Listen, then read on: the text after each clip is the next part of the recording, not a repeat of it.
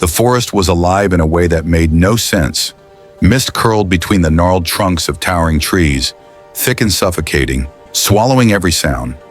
Ruby, the girl in the crimson hood, stepped carefully over roots that twisted like serpents across the forest floor. Her breath formed little clouds in the cold air, and the only sound was the soft crunch of leaves beneath her boots. She had wandered into this part of the forest without thought. Pulled by curiosity she could not explain. The deeper she went, the darker it became. Shadows stretched unnaturally, and the mist clung to her, pressing cold fingers against her face.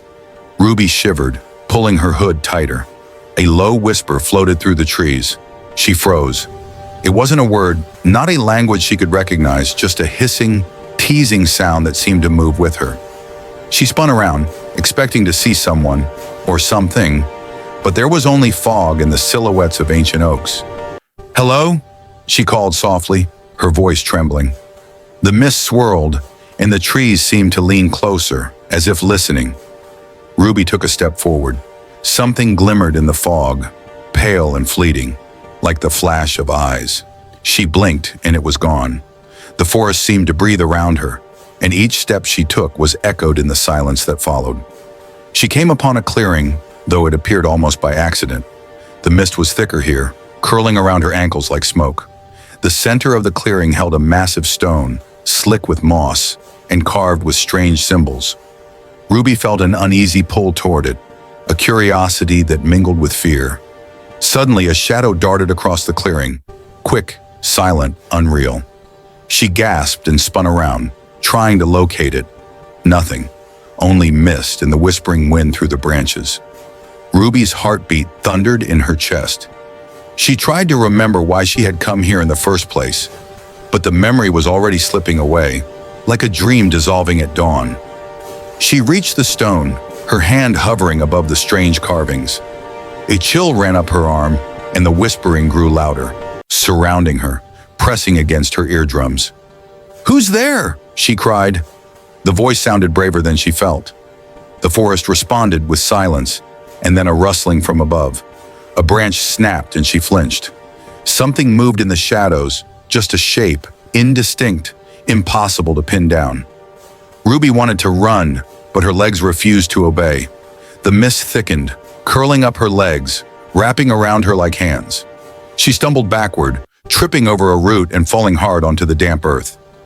Her hood slipped, revealing her dark hair, and in the brief moment she could see herself reflected in a small puddle. She saw not her own face, but a pale, grinning visage staring back. She screamed. The forest seemed to shudder in response, the whispers rising into a cacophony of hisses and murmurs.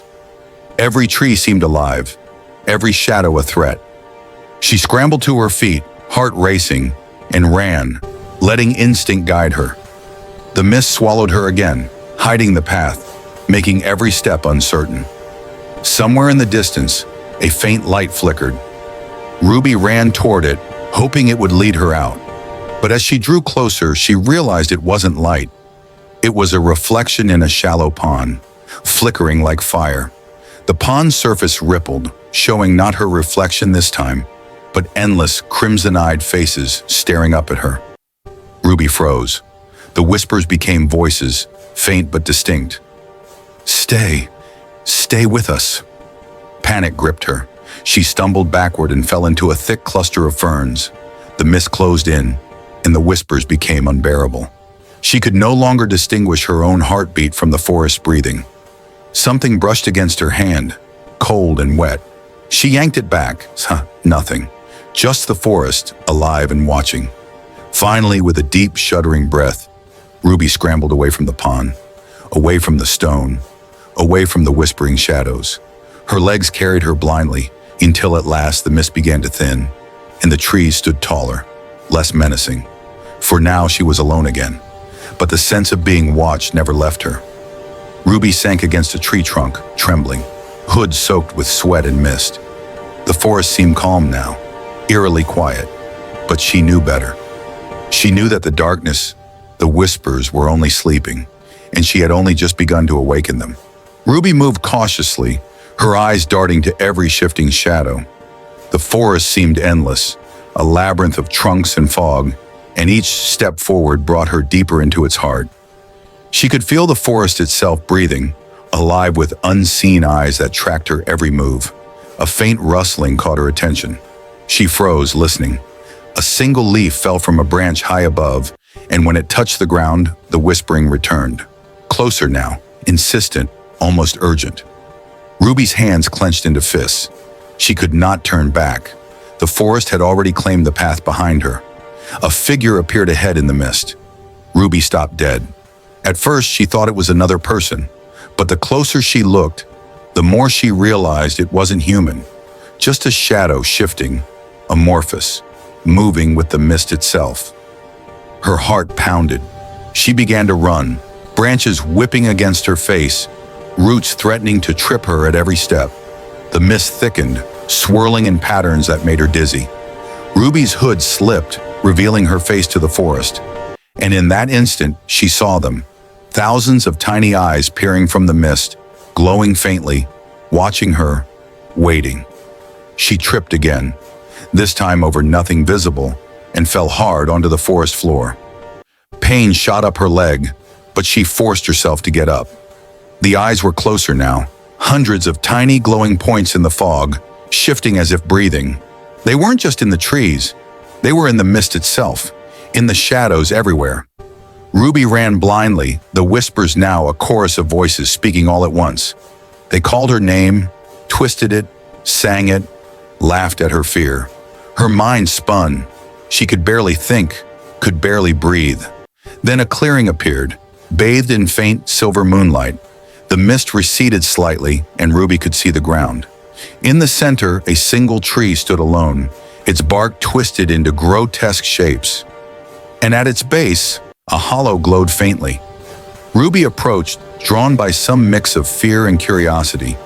Peering into the hollow, she saw herself, sleeping, hooded, trapped inside the mist, eyes wide with terror. Ruby stumbled backward, heart racing. The hollow pulsed, and the whispering grew louder, reaching a deafening crescendo. The forest was alive, hungry, and it wanted her to join the endless mist. With a scream, Ruby turned and ran, faster than she had ever run before. The eyes followed, the whispers chasing her. But something within her refused to give in. The crimson of her hood flared against the shadows, a beacon of life in the consuming mist. Hours, or perhaps minutes, passed, and finally the mist began to thin. The forest seemed less threatening, calmer.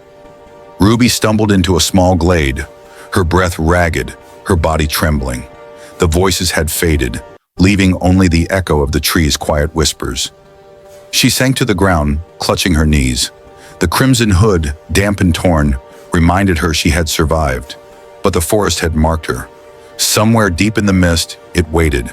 And Ruby knew, with a shiver, that it would not forget her. The trees whispered her name one last time as she left the glade.